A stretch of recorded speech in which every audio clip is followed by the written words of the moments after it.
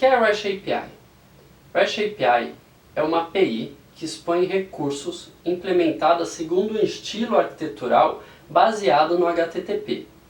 Então vamos lá, vamos dar um passo para trás. O que é a API? A API, de forma genérica, é uma interface para troca de dados entre sistemas.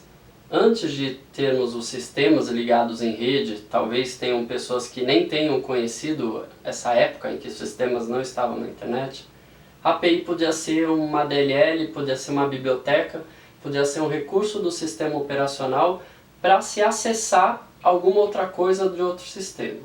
Hoje, na web, a API é uma exposição, geralmente em HTTP, num protocolo de rede, com contrato bem definido, onde os campos de entrada e saída estão lá declarados, e quem fornece informação respeita esses campos e quem consome a informação também respeita eles. Hoje, a maioria das REST APIs trafegam informações num formato chamado JSON. É uma notação com chaves, colchetes, parênteses e alguns tipos bem básicos de dados que nasceu lá no JavaScript e, dada a leveza dela em relação ao formato anterior ao XML, ela é usada até hoje e é talvez o mais popular, apesar de ser possível você trafegar informações em REST API em outro tipo de notação. Então, no exemplo ali, eu tenho um objeto, o nome José, ele tem 34 anos de idade, a altura 1,53, a propriedade VIP é true e o endereço está null. Repara que José está entre aspas, porque é uma string, a idade é um número, está sem aspas, a altura também, o VIP é um booleano, então ele tem esses formatos básicos de dados. O HTTP. Quando a gente fala de REST API, não é uma regra que ela precise rodar no HTTP. No entanto, dá para dizer que aí mais de 90% ou praticamente 100% das APIs hoje rodam no HTTP. HTTP é o protocolo da web e ele é composto de verbos. Existem um conjunto de verbos que dizem o que se faz em um determinado endereço. Eu posso gravar, posso estar lendo, posso estar apagando. Ele tem URL. A URL é o endereço de alguma coisa na rede. Tem parâmetros de entrada, por exemplo, query strings, em que eu posso passar na URL para fazer algum tipo de filtro. Mensagem de request, se eu estiver gravando ou criando alguma coisa, eu posso enviar um body, eu posso enviar um textinho em JSON com as informações que eu quero. E na maioria das vezes eu vou ter uma mensagem de resposta. Então, se eu fiz uma pesquisa por alguma coisa, eu também vou ter um body, vou ter uma mensagem com a resposta daquilo que eu pesquisei. Também é comum o uso de headers. Headers normalmente não representam ali o negócio que está sendo implementado naquela API, mas são informações de controle, de acesso, de segurança, que vão como cabeçalho, conjunto de chave-valor que pode acompanhar essa requisição. As REST APIs são construídas utilizando esse mesmo conjunto de artefatos do HTTP, ou seja, eu utilizo verbos em alguma URL, esperando algum tipo de ação, envio o conteúdo e recebo o conteúdo. Por exemplo, para ver isso mais na prática, quem quiser fazer o teste, abre o Chrome, abre um site qualquer e aperta Ctrl Shift I. Quando a gente aperta Ctrl Shift I, a gente abre uma interface que é para desenvolvimento, que a gente pode ver essa comunicação HTTP mais a fundo. Vocês podem observar que lá no endereço do navegador temos a URL do HTTP, ou seja, o endereço da página que a gente está acessando. Se a gente clicar aqui em rede, a gente vê todas as URLs que são acessadas durante uma requisição. Tem uma coluna aqui chamada método. Então, para cada URL, existe um método, existe um verbo que foi utilizado para fazer essa requisição. De repente, enviando um payload ou um get, fazendo uma consulta.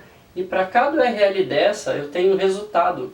O resultado é expresso através desse númerozinho aqui, que é o status code. A gente também tem, se olhar ali na direita, os headers, que são os cabeçalhos que eu falei que existem numa requisição. E se clicar ali em corpo, a gente consegue ver o body, que é o conteúdo que foi enviado ou retornado. No caso, por se tratar de uma página da web, esse conteúdo é em XML, é HTML. Quando se fala em REST API, esse conteúdo normalmente vai ser em JSON. Quanto ao histórico disso tudo, se a gente entender um pouquinho da história, de como aconteceu, a gente consegue entender por que ela se tornou tão popular. Em meados dos anos 2000, a comunicação era feita o que a gente chamava de XML RPC.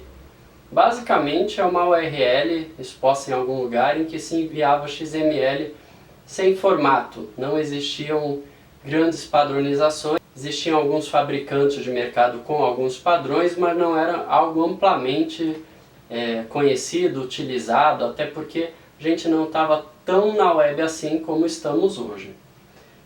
No ano 2000 também, Roy Thomas Field escreve a dissertação em que ele fala sobre o REST, que é a dissertação em que em cima dela os padrões foram evoluindo, o mercado foi adotando, definindo algumas coisas, e é onde a gente chega hoje. Graças a essa dissertação, Roy Thomas Field é o criador do REST.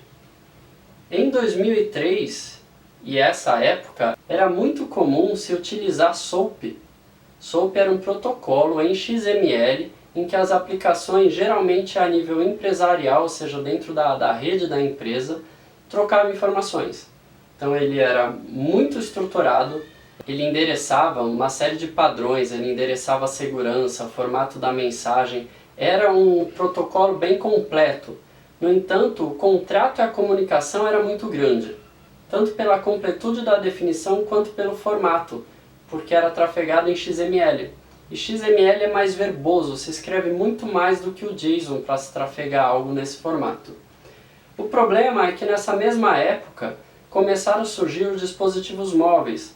Dispositivo móvel tinha restrição de bateria, tinha restrição de processamento e memória.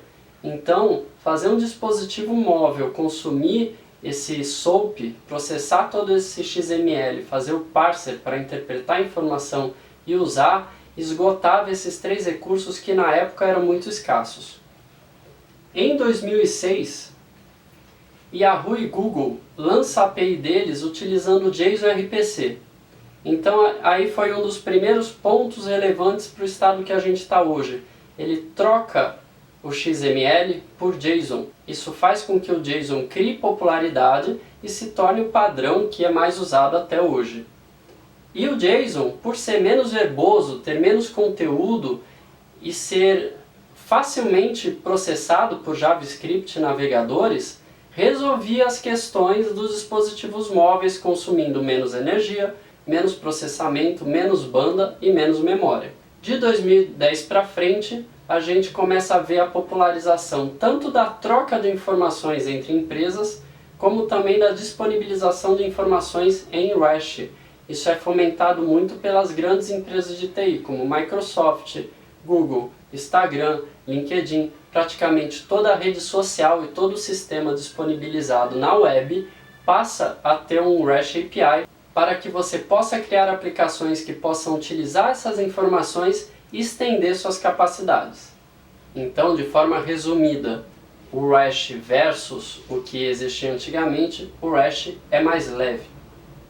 Hoje, como já citado no vídeo anterior, o Programmable Web em 2019 já contava mais de 20 mil APIs públicas disponibilizadas na web. Basta conectar, ver como funciona, ver como é o contrato e usar. Também se observa uma adoção mais forte dessa comunicação dentro da empresa, entre sistemas, não necessariamente expostas na web. Devido a isso, por estarem dentro da intranet, por não estar público, é difícil dizer exatamente qual o número de comunicações em REST que acontecem, mas com certeza já é muito maior do que as 22 mil que o Programmable Web divulgou.